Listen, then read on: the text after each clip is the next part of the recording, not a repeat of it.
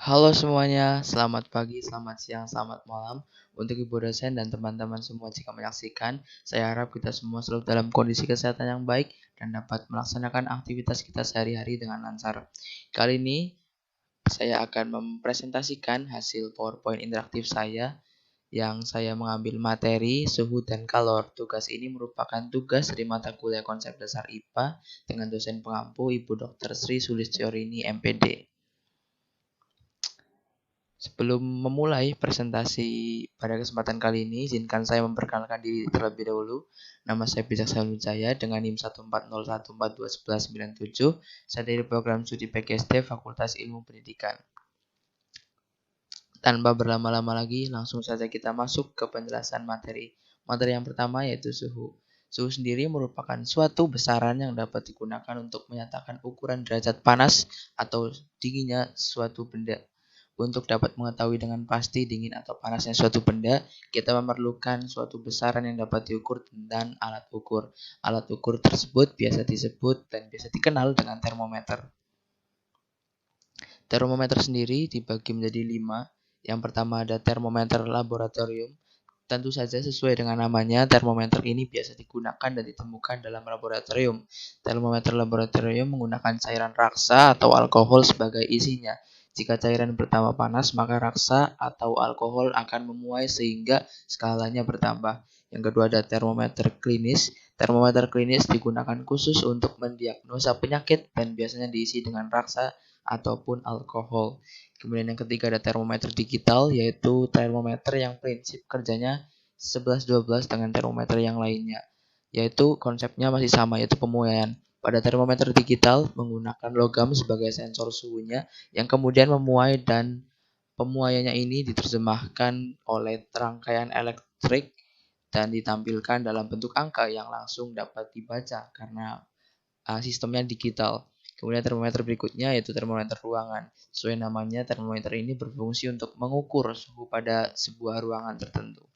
Yang kelima ada termokopel yang merupakan termometer yang menggunakan bahan bimetal sebagai alat pokoknya. Ketika terkena panas, maka bimetal tersebut akan bengkok ke arah yang koefisiennya lebih kecil. Berikutnya adalah skala termometer. Skala termometer ada 5 sesuai derajat suhu. Yang pertama ada termometer skala Celcius, diciptakan oleh Andreas Celsius yang berkebangsaan Swedia pada tahun 1701 sampai 1744. Titik tetap atas menggunakan air yang sedang mendidih 100 derajat Celcius. Titik tetap bawah menggunakan air raksa sedang membeku atau es yang mencair yaitu 0 derajat Celcius. Termometer skala berikutnya yaitu termometer skala Reaumur, diciptakan oleh Reaumur yang berkebangsaan Prancis pada tahun 1731. Titik tetap atas menggunakan air yang sedang mendidih 80 derajat Reaumur. Titik tetap bawah menggunakan air yang sedang membeku atau es yang sedang mencair yaitu 0 derajat Reaumur. Termometer yang ketiga ada termometer skala Fahrenheit, diciptakan oleh Daniel Fahrenheit, berkebangsaan Jerman pada tahun 1686 sampai 1736. Titik tetap atas menggunakan air yang sedang mendidih 212 derajat Fahrenheit. Titik tetap bawah menggunakan air yang sedang membeku atau es yang sedang mencair yaitu 32 derajat Fahrenheit. Kemudian yang keempat, yang terakhir, termometer skala Kelvin, diciptakan oleh Daniel Kelvin yang berkebangsaan Inggris pada tahun 1848 sampai 1954. Termometer ini memiliki titik tetap atas yang menggunakan air yang sedang mendidih 373 derajat Kelvin, titik tetap bawah menggunakan air yang sedang membeku atau es yang sedang mencair yaitu 273 derajat Kelvin. Yang berikutnya akan saya bahas yaitu pemuaian zat. Yang pertama ada pemuaian zat terhadap zat padat. Zat padat akan memuai bila dipanaskan dan akan menyusut bila didinginkan. Penjelasan secara fisisnya yaitu saat pada zat padat belum dipanaskan, partikel-partikel pada zat padat akan bergerak atau bervibrasi. Ketika zat padat dipanaskan, muncullah gerakan vibrasi. Kemudian partikel-partikel tersebut akan lebih cepat sehingga jarak antara partikelnya akan menjadi semakin besar, semakin longgar, semakin berjauhan gitu. Semakin besar jarak antara partikel direpresentasikan oleh adanya pertambahan ukuran zat padat. Kemudian yang kedua ada pemuaian terhadap zat cair. Sebagaimana tadi sudah dijelaskan terhadap pemuaian zat padat yang memuai ketika dipanaskan, zat cair pun akan memuai ketika dipanaskan juga. Oleh karena itu, zat cair memiliki bentuk yang tidak tetap.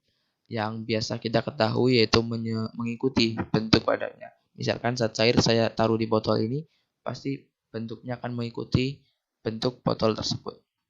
Yang ketiga adalah pemuaian zat gas.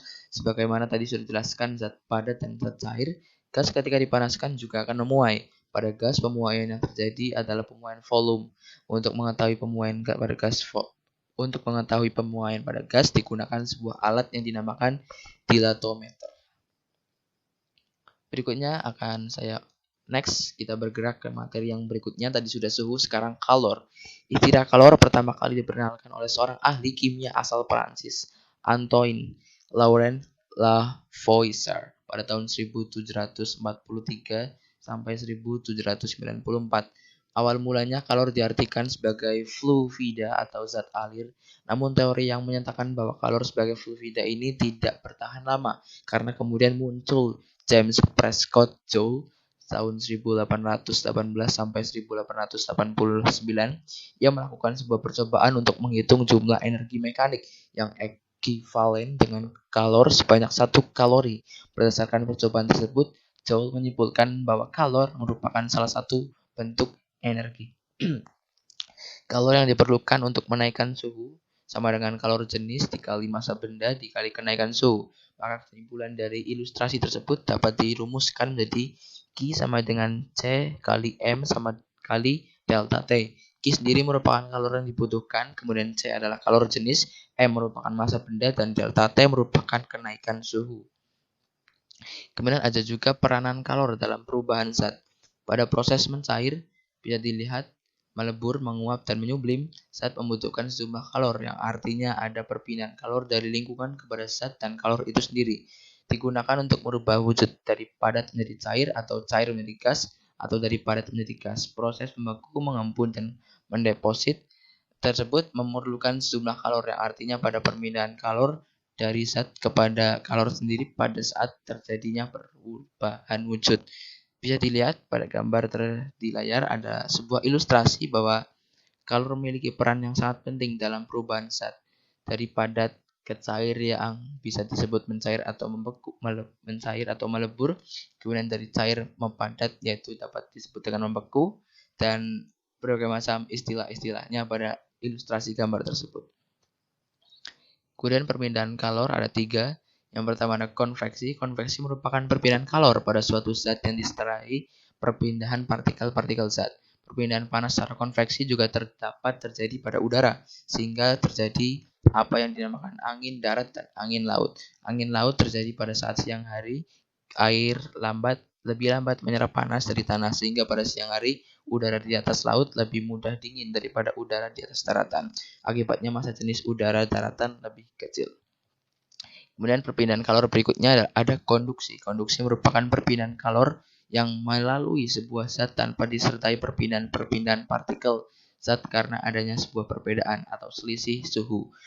Kemampuan zat atau benda dalam mengantarkan kalor juga tentunya berbeda-beda. Oleh karena itu, kemampuan benda-benda di alam dalam mengantar kalor dibedakan menjadi 2 kelompok. Yang pertama ada konduktor dan yang kedua ada isolator. Konduktor biasa kita kenal dengan kelompok benda-benda yang mudah mengantarkan kalor.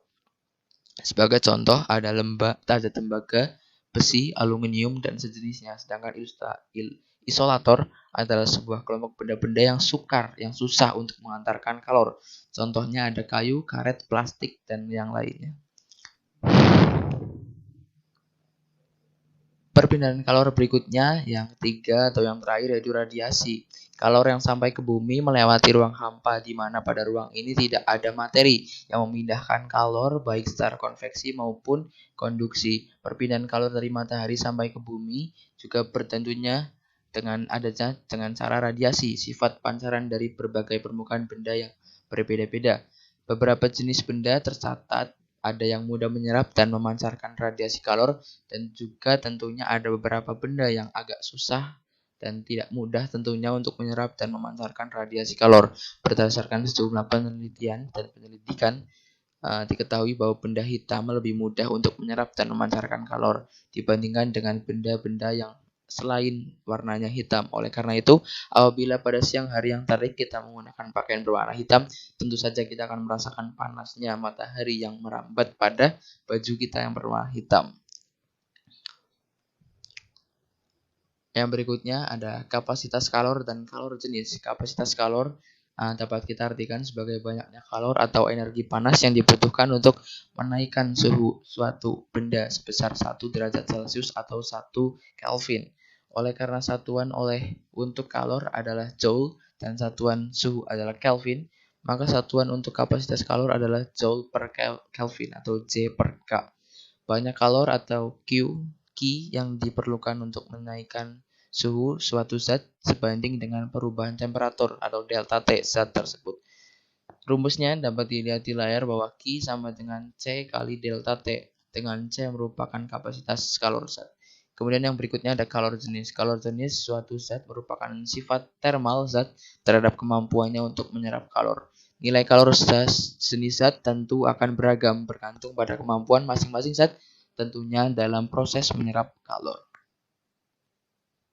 Kemudian yang berikutnya ada asas Black. Asas Black adalah suatu prinsip dalam termodinamika yang ditemukan dan dikemukakan dan juga dikembangkan oleh Joseph Black. Bunyi asas Black adalah pada pencampuran dua zat, banyaknya kalor yang dilepas zat yang suhunya lebih tinggi sama dengan banyaknya kalor yang diterima zat yang suhunya lebih rendah. Rumus asas Black sendiri bisa dilihat di layar, yaitu Q lepas sama dengan Q terima. Keterangannya yaitu penjelasan dari Q lepas dan Q terima. Q lepas merupakan jumlah kalor yang dilepaskan oleh suatu zat atau Joule. Kemudian Q terima merupakan jumlah kalor yang diterima suatu zat atau Joule.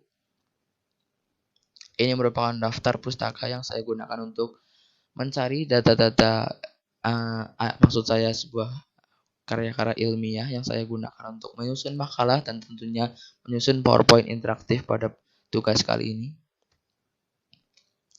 Saya rasa itu saja penjelasan PowerPoint interaktif pada kesempatan kali ini, materi suhu dan kalor. Saya memohon maaf jika masih banyak kesalahan dalam penyusunan makalah ataupun penyampaian materi dalam PowerPoint interaktif pada kali ini. Saya harap saya pada kedepannya akan meningkatkan kemampuan saya dalam menyusun makalah ataupun mempresentasikan PowerPoint interaktif pada tugas-tugas berikutnya. Sekian dari saya, sampai jumpa di pertemuan berikutnya. Terima kasih.